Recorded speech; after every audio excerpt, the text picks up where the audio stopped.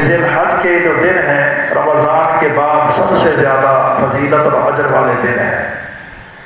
ان کی راتوں کو بھی رب العالمین نے قسم اٹھائی والفجر ولیال عشر، اور دن کے متعلق نبی علیہ السلام کی متفق علیہ حدیث ہے، فرمایا کہ ان دنوں کے اندر اللہ نے جو اجر و ثواب رکھا ہے وہ کسی اور دن کے اندر نہیں۔ صحابہ نے عرض کیا کہ جہاد میں بھی نہیں؟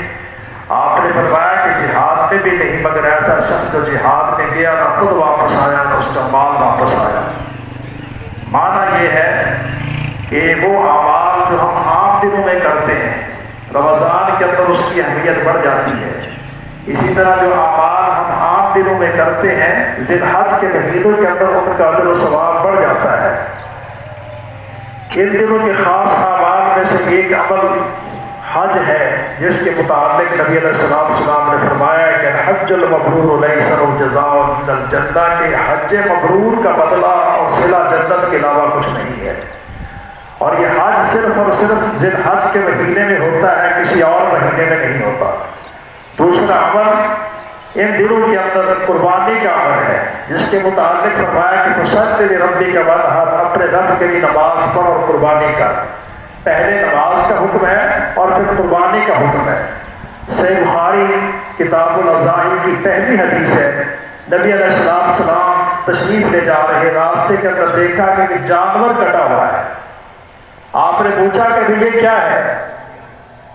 اللہ کے پیغمبر نبی علیہ السلام کے صحابی عرض کرتے کہ اللہ کے رسول علیہ السلام یہ وہ دن ہے کہ یشتہا فیہ اللحم، کہ جس میں ہر بندہ چاہتا ہے کہ میں سب سے پہلے گوشت کھا لوں، اس کے اندر اشتہا گوشت کی چاہت ہے۔ دوسری بات یہ کہ ان جیراننا، میرے پڑوسی ہے، رات بھر ان کے گھر کے اندر کچھ کھانے کے لیے نہیں تھا، تو میرا مقصد یہ تھا کہ ہر بندے کے گھر میں سب سے پہلے میرا گوشت پہنچ جائے، اور دوسرا مقصد یہ تھا کہ میرے پڑوسی جو رات بھر سے بھوکے ہیں ان کو میں کھلا دوں۔ دیکھو کتنا اچھا عمل ہے، لیکن ترتیب جو ہے وہ کیا ہے کہ پہلے نماز تھی پھر قربانی تھی۔ تو نبی علیہ السلام نے فرمایا کہ دل کا شام لحم، یہ جس طریقے سے عام صدقہ خیرات یا گوشت ہوتا ہے اس کی حیثیت وہ ہے، یہ قربانی نہیں ہے۔ فرمایا کہ قربانی یہ ہے کہ پہلے کوئی شخص نماز پڑھے اور اس کے بعد فرمایا کہ قربانی کرے۔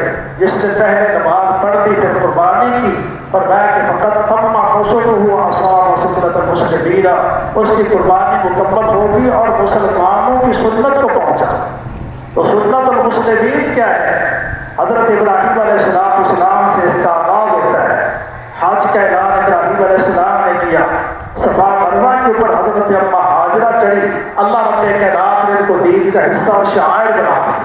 وہی سیدنا ابراہیم علیہ السلام اللہ کے حکم سے اپنے بیٹے حضرت اسماعیل پر چھری چلاتے ہیں، اور چھری چلانے کے ساتھ ساتھ یہ بات سمجھا دیتے ہیں کہ فلما اسلم وتلہ للجبین، اسلام یہ ہے کہ جب اللہ کا حکم آ جائے تو انسان اپنی جبین نیاز کو اس کے سامنے جھکا دے۔ تو یہ اسلام ہے، اور یہ ان کی زندگی کا اہم ترین قسم کا حصہ ہے۔ رب العالمین نے حکم دیا کہ چھری چلا دو، چھری چلا دی، لیکن چھری کو حکم یہ تھا کہ تو نے آج ہمارے اس بندے کو کاٹنا نہیں، ذبح نہیں کرنا۔ وَفَدَيْنَاهُ بِذِبْحٍ عَظِيمٍ، رب کائنات نے عظیم قربانی بطور فدیہ اسماعیل علیہ السلام کو دے دی، اور ساتھ ابراہیم علیہ السلام کے لیے سرٹیفکیٹ جاری فرما دی کہ اسلام ہے۔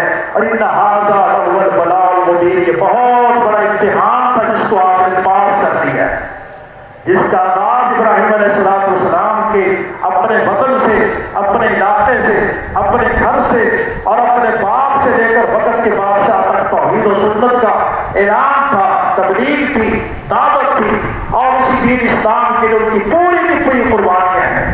ہجرت بھی ہے، آگ کے اندر کود جانا بھی ہے، اور پھر اللہ کے حکم سے اپنے بیٹے اور اپنی بیوی کو اللہ کے حکم سے اس میدان مکہ مکرمہ کے اندر چھوڑنا بھی، جہاں پر کوئی بندہ نہیں تھا، کوئی مکان نہیں تھا، کوئی رہائش نہیں تھی۔ تو یہی چیز ہے، اللہ نے اس کے بعد فرمایا کہ وَتَرَكْنَا عَلَيْهِ فِي الْآخِرِينَ، قیامت تک آنے والے لوگوں کے لیے ہم نے یہ مسئلہ رکھ دیا کہ وہ قربانیاں کرتے رہے۔ تو میرے بھائیوں، یہ جانور کی قربانی در حقیقت ابراہیم علیہ السلام اور اسماعیل علیہ السلام اور حضرت اسماعیل کی والدہ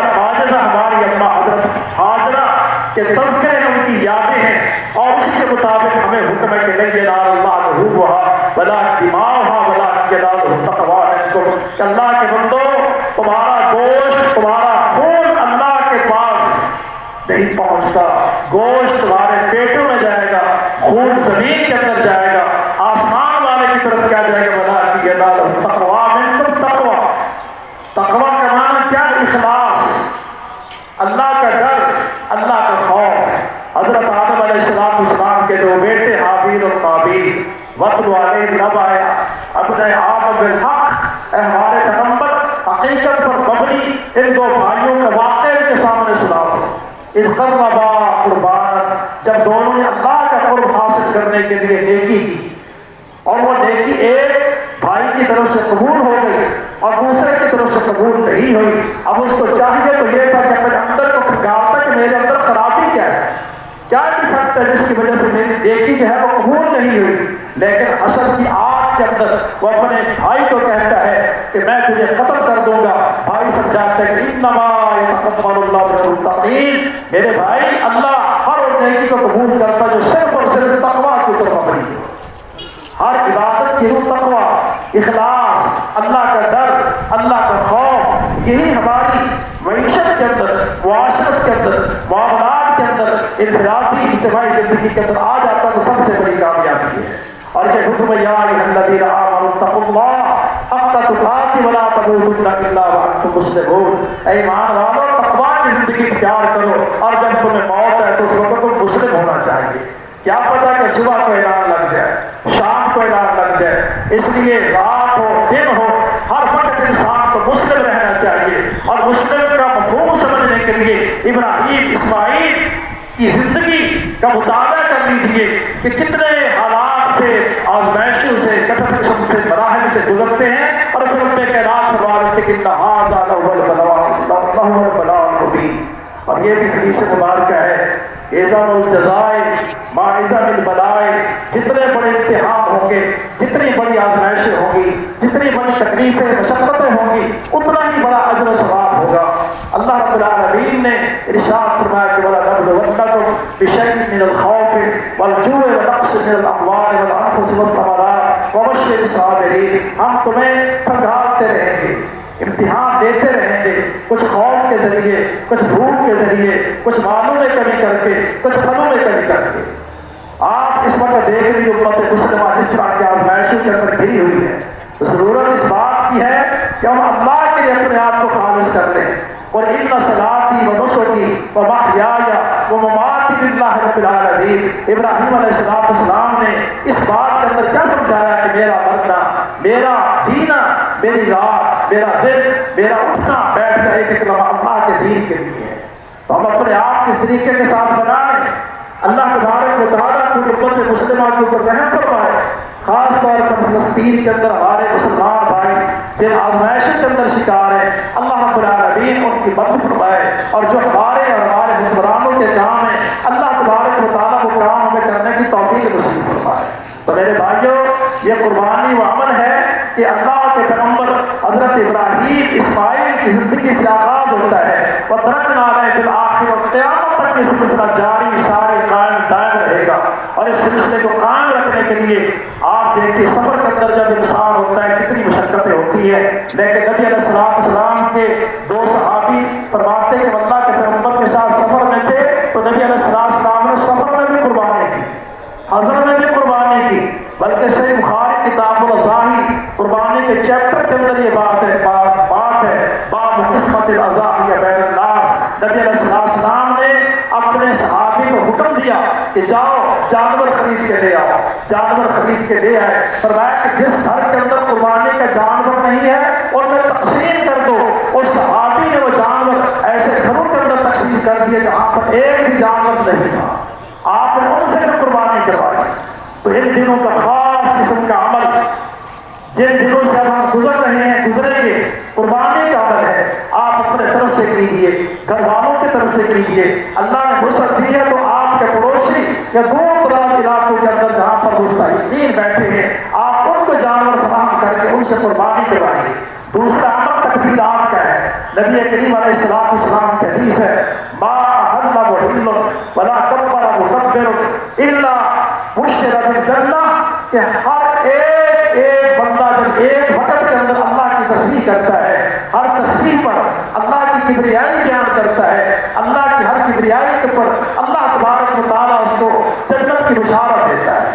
کثرت سے تکبیرات کہیے، 13 ذی الحج تک غروب آفتاب تک قربانیاں اور تکبیرات یہ خاص قسم کے اعمال ہیں، اور یہ تکبیرات ان دنوں کا شعار ہے، ان دنوں کا خاص قسم کا شعار ہے۔ حضرت ابو ہریرہ، حضرت عبداللہ بن عمر چاند جب نظر آ جاتا تھا، بازاروں میں نکل جاتے، اونچی آواز سے تکبیرات کہتے، یکبر الناس بتکبیرہما، بازار میں بیٹھے ہوئے لوگ ان کی آواز میں آواز ملا کر تکبیرات کہتے۔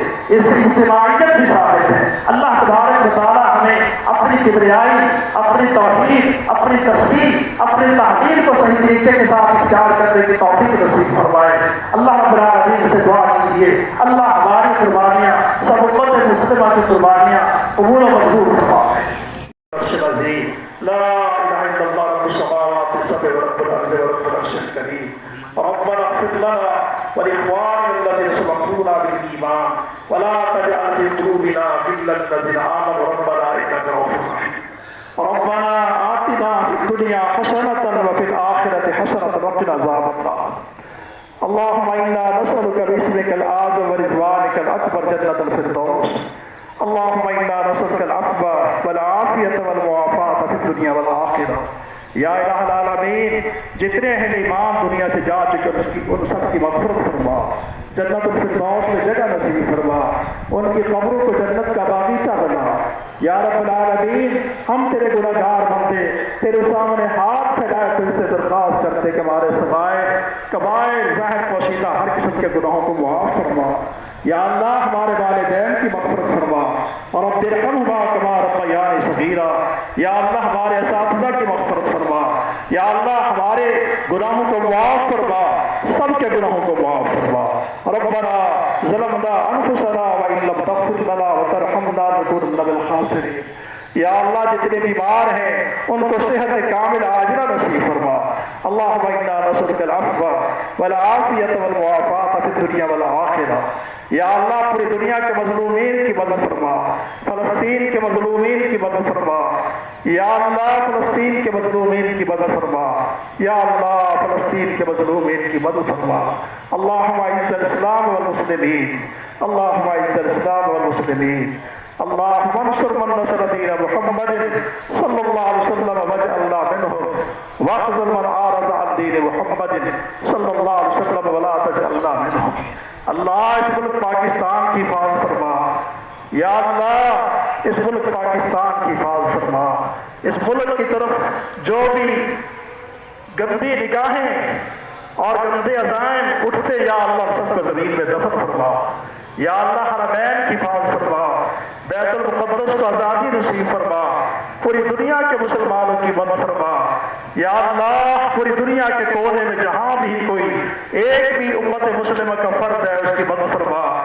یا اللہ، ہمارے معاشی حالات بہتر فرما، رزق حلال نصیب فرما، بیماروں کو صحت اور تندرستی نصیب فرما، جب تک زندہ رکھ دین حنیف، دین اسلام پر زندہ رکھ، اور جب بھی موت ہے دین اسلام کے اوپر۔ یا اللہ، ہم کو عقیدہ توحید کے ساتھ شہادت کی موت نصیب فرمانا۔